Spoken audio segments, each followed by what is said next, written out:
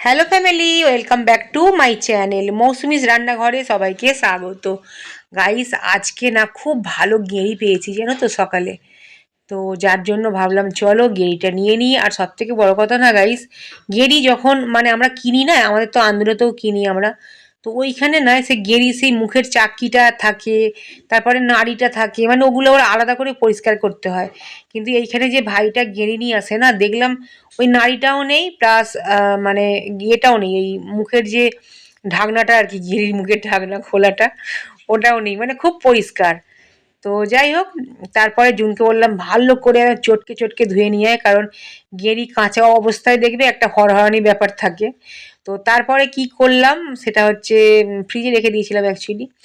তো তারপরে এই সময় মানে সন্ধ্যার সময় ওটাকে রেসিপি তোলা হচ্ছে। তো রেসিপির জন্য গাইস তোমাদের বলি আমি, যেটা হচ্ছে প্রথমেই কিন্তু গেঁড়িটাকে একটু ভাপিয়ে নিতে হবে। কিভাবে ভাপাবে দেখো, প্রথমে একটু জল দেবে বেশি করে, বাটি হোক বা যে কোনো জায়গায় আর কি যেটাতে তোমরা ফোঁটাও রান্নাবান্না করো। তো তাতে অল্প পরিমাণ নুন দেবে, তারপরে গেঁড়িটা তো আগেই ধুয়ে রেখেছো। তো তারপরে গেঁড়িটাতে হচ্ছে ওতে একটু ফুটিয়ে নেবে, যখনই দেখবে গেঁড়িটা জলটা ফুটছে টকবক করে, তারপরে কিন্তু গেঁড়িটা নামিয়ে নেবে। বেশি কিন্তু গেঁড়িটা ফোটাবে না, তার কারণ গেঁড়ির যে প্রোটিন যেটা উপকারিতা সেটা কিন্তু বেরিয়ে যাবে। কিন্তু তাহলে যে একদম ফোটাবে না তা নয় গাইস, অল্প পরিমাণ ফোটাবে, ঠিক আছে? তবেই কিন্তু ওর গায়ে যে সেই হরহরে ব্যাপারটা থাকে, নোংরাগুলো থাকে না, ওগুলো তখন বেরিয়ে আসবে। যখনই গেঁড়িটা ফোটাতে দেবে, তোমরা কি করে বুঝতে পারবে তোমাদের বলে দিই। ফোটাবে যখন না গাইস, দেখবে জলটার ওপরটা না সেই ফেনা ফেনা হয়ে বেরিয়ে আসছে, ওই ফেনা ফেনাটাই হচ্ছে গেঁড়ির ময়লা। যাই হোক, গেঁড়িটা ভাপিয়ে জুন খুব ভালো করে মানে ভালো করে কল থেকে আবার ধুয়ে এনেছে। তো যাই হোক, তো এদিকে হচ্ছে কড়ায় সর্ষের তেল দিয়েছে বেশ খানিকটা, তারপরে দুটো বড় বড় সাইজের পেঁয়াজ এতে দিয়ে দিল। এইবার এটা ভাজা করবে আর কি। তো পেঁয়াজটা ভালো করে লাল লাল করে ভেজে নিতে হবে। আর এটা না গাইস, তোমরা গরম ভাতে খাবে। গরম ভাতে গেঁড়ির ঝাল, ডিমের ঝাল, মাছের ঝাল, এগুলো কিন্তু ভাত ছাড়া একদমই ভালো লাগে না দেখবে। বেশ কয়েকটা না কাঁচা লঙ্কা এতে দিয়ে দেওয়া হলো। কাঁচা লঙ্কা অবশ্যই একটু কেটে নিয়ে বা একটু ফাটিয়ে নিয়ে কিন্তু তেলে দেবে, না হলেই বাস হয়ে গেল, ফেটে ফুটে না লঙ্কা গা হাতে পড়বে। যাই হোক, গেঁড়ি মানে এত উপকারী একটা খাবার, আর এটা তো প্রকৃতির জন্যই আমরা এটা পাই আর কি, মানে প্রকৃতির কাছ থেকে। এটা তো আর কেউ চাষ করে না, তাই না? আর এটা মানে শহরের লোকেরা কিনে খায়, কিন্তু গ্রামের লোকেরা তো এটা কিনে খায় না, কারণ তাদের খেতে হয় না। আর আমি যখন ছোট ছিলাম, ছোট ঠিক নয়, ভালোই বড় তখন আমি, মানে আমার বিয়ের আগের কথা বলছি, ধরো আমি তখন হ্যাঁ 10-11 বছর হয়তো হব।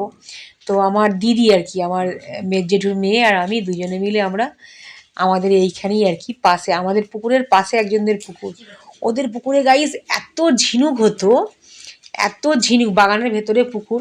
তো আমরা দুজনে না যেতাম, ওরা কিছু বলতো না, বকতো না, কিন্তু আমরা দুজন যেতাম লুকিয়ে লুকিয়ে গিয়ে না, আর ওই শীতের সময়টা অনেক গেঁড়ি তুলে আনতাম। গেঁড়ি, ঝিনুক, গেঁড়ির থেকে বেশি না গেঁড়িও ছিল, গেঁড়িগুলো একটু বড় বড় থাকতো ওই পুকুরের। আবার আমাদের পুকুরে গেঁড়িও আছে, কিন্তু সেগুলো অতটা বড় নয়, যার জন্য এগুলো পছন্দ হতো না। আমরা নিজেদের পুকুরে গেঁড়ি থাকার সত্ত্বেও আর কি, আমরা অন্য লোকের পুকুরে মানে লুকিয়ে লুকিয়ে গেঁড়ি, ঝিনুক তুলে আনতাম। তারা দেখলেও যদিও কিছু বলবে না, কারণ তারা আমাদের চেনে, তবুও দেখো বলে নেওয়ার থেকে না মাঝে মাঝে একটু ভালো লাগে, দেখবে লুকিয়ে কোনো কাজ করতে একটা আলাদা আনন্দ আছে। আমার এখনও খুব মজা লাগে কোনো কিছু যেটাকে চুরি করা বলে, অ্যাকচুয়ালি চুরি করে ভাই দারুণ মজা। কীরকম জিনিস চুরি করে বলো তো? ওই কারোর মানে বাগান থেকে হয়তো একটু একটা মূলো তুলে আনলাম, কারোর বাগান থেকে 4টে লঙ্কা তুলে আনলাম, এই রকমগুলো মজা লাগে। কিন্তু তা বলে কি আমি কিনে খেতে পারবো না? কিনে তো পারবো, কিন্তু কিনে ওই মজাটা কিন্তু লাগে না।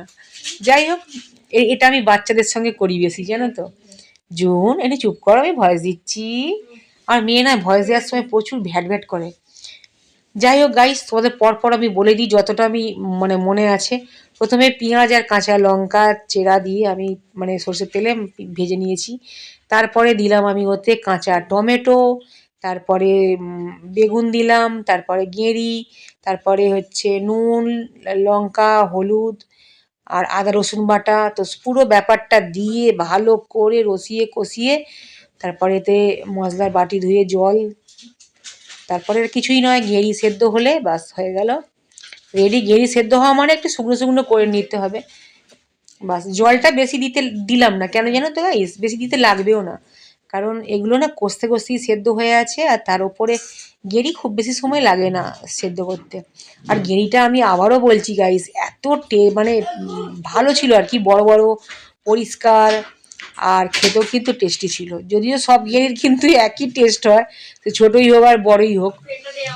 তো যাই হোক, বাট ভালো ছিল, মানে রান্না করে ধুয়ে কোনো রকম বিরক্ত লাগেনি। আর যেটা বলছিলাম, আমাদের আন্দুলের যে মানে আমাদের বাড়ির যে ঘাট আর কি, ওখানে বর্ষাকালে গাইস এত বড় বড় শামুক ওঠে, মানে শামুক। আর আমার না শামুকটা ছাড়াতে খুব ভালো লাগে, ঝিনুক আর শামুক ছাড়াতে আমি খুব ভালোবাসি। গেরি ছাড়াতে খুব বিরক্ত লাগে, গেরিটা ছোটো ছোটো তো অনেকটা সময় লাগে। আর শামুকটা বেশ বড় বড় 2-4টে শামুক হলেই কিন্তু খাওয়া হয়ে যায় দেখবে।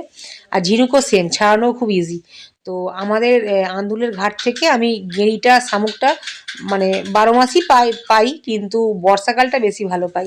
যাই হোক, রেডি হয়ে গেছে আমাদের আজকে টেস্টি টেস্টি চটপটা একদম টক ঝালওয়ালা গেরির ঝাল। আজকের মতো বাই, চলে আসবো নতুন রেসিপি নিয়ে। Thanks for watching.